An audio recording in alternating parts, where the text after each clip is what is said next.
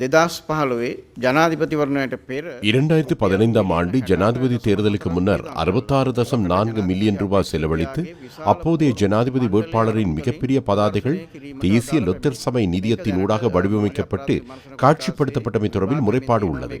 இது தற்போது நிதி குற்ற விசாரணை பிரிவினரால் விசாரணைக்குட்படுத்தப்பட்டுள்ளது. இதற்கு கொழும்பு நீதிமன்றத்தில் சமர்ப்பணங்கள் முன்வைக்கப்பட்டுள்ளன. 8 மில்லியன் ரூபாய் செலுத்த முடியாத நிலையில் இருந்தது. அவற்றை செலுத்த தேவையில்லை என கூறி நிதியமைச்சர் ரத்து செய்தது. இது 2015 ஆண்டு நல்லாட்சி அரசாங்கத்துக்கு முன்னர் இருந்த அரசாங்கத்தின் காலத்தில் இந்த 68 மில்லியன் ரூபாய் அரசியல் செயல்பாட்டுக்காக பயன்படுத்தப்பட்டதாக பிரச்சனை உள்ளது. இது நீதிமன்றத்தில் விசாரணைக்கு உட்படுத்தப்பட்டுள்ளதால் அது குறித்து மேலதிகமாக எதனையும் கூற முடியாது. 8 வருடங்கள் வெளிப்படுத்த முடியாத நிலையில் இருந்த மேலும் பாரிய மோசடிகளையும் தேசிய லொத்தர் சபையின் நிர்வாகத்தினர் வெளிப்படுத்தியுள்ளனர். අපේ ලංකාවේ පැවැත්වුණා කොළඹ இலங்கையில் கொழும்பு ஏர்போர்ட் சூப்பர் டிரா எனும் லொத்தர் சீட்டு ஒன்று இருந்தது. இந்த டிக்கெட் டாலருக்கே விற்பனை செய்யப்படும். அதன் 52வது சீட்டிழப்பு வாரம் 2017-2018 ஆண்டு காலப்பகுதியிலேயே இருந்தது. இது மிக பிரபலியமான லொத்தர் சீட்டாகும். இது தொடர்பில் கணக்காய்வாளர் தொடர்ச்சியாக அறிக்கையை சமர்ப்பித்து பல்வேறு ஊடகங்கள் ஊடாக இது குறித்து தகவல்களும் வெளிப்படுத்தப்பட்டன. இந்த லொத்தர் சீட்டின் ஊடாக ஏற்பட்ட நட்டம் 14 மில்லியன் ரூபாவாகும். நட்டத்துக்கு மேலதிகமாக இந்த லொத்தர் சீட்டை விற்பனை செய்த பிளாஷ் அட்வர்டைசிங் என்னும் விளம்பர நிறுவனம் $26,140 பணத்தை செலுத்தாமை தொடர்பில் பிரச்சனை ஒன்றும் உள்ளது. இந்த பிரச்சனை 2018 ஆண்டிலிருந்து உள்ளது. 8 வருடங்களாக இதற்கு பொறுப்பு கூற வேண்டியவர்கள் உரிய முறையில் அடையாளம் காணப்பட்டிருக்கவில்லை. சட்ட நடவடிக்கை எடுக்கப்படும் என்று கூறி தொடர்ந்தும் இது மூடி மறைக்கப்பட்டே வந்தது. நாம் அது தொடர்பில் தேடி அறிந்தோம். இன்று டாலர் பெறுமதி கம்மி இந்த நட்டத்தின் பெறுமதி 7.8 மில்லியன் ரூபாவாகும். இந்த மோசடியோடு தொடர்புடைய நபர் மற்றும் அவருக்கு உதவிய நபர் தொடர்பாக பல விடயங்கள் நமக்கு தெரிய வந்துள்ளது. இந்த பிளாஷ் அட்வர்டைசிங் என்ற நிறுவனமே இந்த மோசடியை செய்துள்ளது. கொழும்பு ஏர்போர்ட் சூப்பர் டிரா எனும் இந்த லொத்தரை 2015 ஆண்டு நல்லாட்சி அரசாங்கத்தில் இருந்த தேசிய லொத்தர் சபையின் பணிப்பாளர் சபையை அறிமுகப்படுத்தியது. பல்வேறு நிறுவனங்களை தெரிவு செய்து அவர்களோடாக லொத்தர் சீட்டு விற்பனை செய்யப்பட்டது. அதில் முதலாவதாக MDC எனும் நிறுவனத்தை தெரிவு செய்தனர். அவர்களோடு ஒப்பந்தம் கைச்சாத்திட்டனர். ஒரு லொத்தர் சீட்டின் விலை $30 ஆகும். உரிய அளவு டிக்கெட்டை குறித்த நிறுவனத்தால் விற்பனை செய்ய முடியாமல் போனது. 3 மாதங்களின் பின்னர் அந்த நிறுவனத்தின் ஒப்பந்தம் ரத்து செய்யப்பட்டு திரிஷூல் PTL எனும் நிறுவனத்தோடு இன்னும் ஒரு ஒப்பந்தம் கைச்சாத்திடப்பட்டது. அந்த நிறுவனமும் தோல்வி கண்டதை அடுத்து உரிய பிணைத்தொகையை வைத்து வெளித்தரப்பினருக்கும் லொத்தர் சீட்டு விற்பனை செய்ய அனுமதி வழங்கப்படும் என கூறப்பட்டது.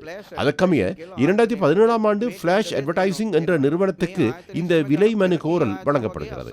முன்னர் இடம்பெற்றது போன்று இந்த நிறுவனத்தோடு ஒப்பந்தம் ஒன்றும் கைச்சாத்திடப்படவில்லை. இந்த தருணத்தில் பணிப்பாளர் சபையின் தலைவராக திருமதி ஷர்மிளா பெரேராவே இருந்தார். அதன் பின்னர் இந்த நபர் 1027 டிக்கெட்டுகளுக்கான பணத்தை செலுத்தவில்லை. 1 மில்லியன் ரூபாய் பெறுமதியான காசோலையை வழங்கினார். அது செல்லுபடியற்ற காசோலை. 2018 ஆண்டு முதல் இதுவரை இந்த நபர் யார், அந்த நிறுவனம் எது என்று லஞ்ச ஊழல் விசாரணை ஆணைக்குழுவுக்கு கண்டறிய முடியாமல் போனது. இந்த காசோலையை வழங்கிய நபரின் பெயர் சந்திக்க திமுத் பீரிஸ். இந்த ஒப்பந்தத்தில் எங்கும் இந்த நபரின் பெயர் குறிப்பிடப்பட்டிருக்கவில்லை. அப்போது இருந்த லொத்தர் சபை தலைவர் ஷர்மிளா பெரேரா இந்த சந்திக்க திமுத் பீரிஸ் என்ற நபருக்கு லொத்தர் சீட்டுகளை விற்பனை செய்யும் பொறுப்பை வழங்கி கடிதம் ஒன்றை வழங்கியுள்ளார்.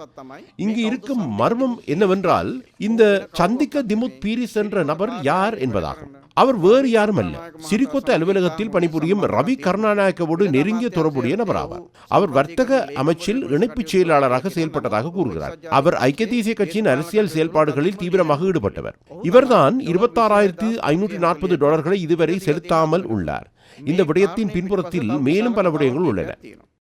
2017 ஆண்டு இடம்பெற்ற அமைச்சரவை மறுசீரமைப்பின் போது நிதி அமைச்சின் கீழ் இருந்த தேசிய லொத்தர் சபை வெளிவிவகார அமைச்சின் கீழ் கொண்டுவரப்பட்டமை முன்னர் இடம்பெற்ற மோசடிகளை மறைப்பதற்கான முயற்சி என தேசிய லொத்தர் சபையின் தலைவர் MDCA பெரேரா இங்கு சுட்டிக்காட்டினார். මේ දේ සිද්ධ වෙන්නේ 2017. இந்த சம்பவம் 2017 ஆண்டு இடம்பெற்றது. ரவி கருணாநாயக்க நிதி அமைச்சராக இருந்து பின்னர் வெளிவிவகார அமைச்சராக மாற்றப்பட்ட விடயம் உங்களுக்கு ஞாபகம் இருக்கும். அவர் வெளிவிவகார அமைச்சராக பதவியேற்றதன் பின்னர் நிதியமைச்சின் கீழ் இருந்த தேசிய லொத்தர் சபை வெளிவிவகார அமைச்சோடு இணைக்கப்படுவதற்கான வர்த்தமானி வெளியிடப்பட்டது. இது 2017ஆம் ஆண்டு ஜூன் மாதம் இடம்பெற்றது. சந்திக்க டிமுத் பீரிஸ் என்ற நபருக்கு 2017ஆம் ஆண்டு மே மாதம் இந்த டிக்கெட்டுகளை விற்பனை செய்யும் உரிமம் வழங்கப்படுகிறது. 2017ஆம் ஆண்டு மே மாத காலப்பகுதியில் ரவி கருணாநாயக்க நிதியமைச்சராகவே இருந்தார். இங்கே நீங்கள் பார்ப்பது அவரின் ஃபேஸ்புக் பக்கத்தில் உள்ள பதிவுகளாகும். இது 2019ஆம் ஆண்டு பதிவேற்றப்பட்டது. 2015ஆம் ஆண்டு நல்லாட்சி அரசாங்கம் சென்று அடுத்த அரசாங்கமும் ஆட்சிக்கு வந்துவிட்டது. ஆனால் இந்த நபரை கண்டுபிடிக்கவும் அவரிடம் இருந்து $26,000 மீள அறவிடவும் நடவடிக்கை எடுக்கப்படவில்லை. அவர் பிரபல அரசியல் செயல்பாட்டாளர். அவர் தேர்தல் செயல்பாடுகளின் பகிரங்கமாக ஈடுபட்டவர். சஜித் பிரேமதாசவுக்கு ஆதரவாக ஜனாதிபதி தேர்தலில் தீவிரமாக செயல்பட்டவர்.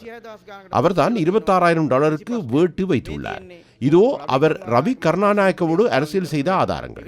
இது ஒரு அரசியல் சூதாட்டமாகும். அதன் பின்னர் கோட்டாபய ராஜபக்சவின் அரசாங்கம் வருகிறது. நமக்கு டாலர் தட்டுப்பாட்டுக்கு காரணம் இவருக்கு எதிராக எந்த நடவடிக்கையும் எடுக்கப்படவில்லை என்பதாகும். அதற்கான காரணத்தை நாம் தேடி பார்ப்போம். இதோ இங்கே பாருங்கள், ஸ்ரீலங்கா பொதுஜன பெரமுனவின் தற்போதைய பாராளுமன்ற உறுப்பினர் நாமல் ராஜபக்சவுடன் அவர் இருக்கிறார். இந்த தேர்தலின் பின்னர் நாமல் ராஜபக்ச விளையாட்டுத்துறை அமைச்சரானார். எனவே இத்தனை காலமும் இந்த டாலர் மோசடி செய்த நபர் யார் என்பதை கணக்காய்வாளரால் கண்டுபிடிக்க முடியவில்லை. போலீசாருக்கு முடியவில்லை. அரசியல்வாதிகள் இவரை ஒழித்து வைத்திருக்கிறார்கள். இது தொடர்பில் கணக்காய்வாளரின் அறிக்கைக்கு வழங்கப்பட்ட பதிலில் இது தொடர்பான எந்த கோப்புகளும் எம்பசம் இல்லை. இதற்கு பொறுப்பாக இருந்த நபர் இதற்கு 9 மாதங்களுக்கு முன்னர் உயிரிழந்து விட்டார் என்று கூறப்படுகிறது. 2015 ජනවාරි 27 වෙනිදා මියගිය හැටියෙම ඉපදිලා කිරිදරුවෙක් වෙලා මේ ෆයිල් ටික උස්සගෙන යන්න ඕන.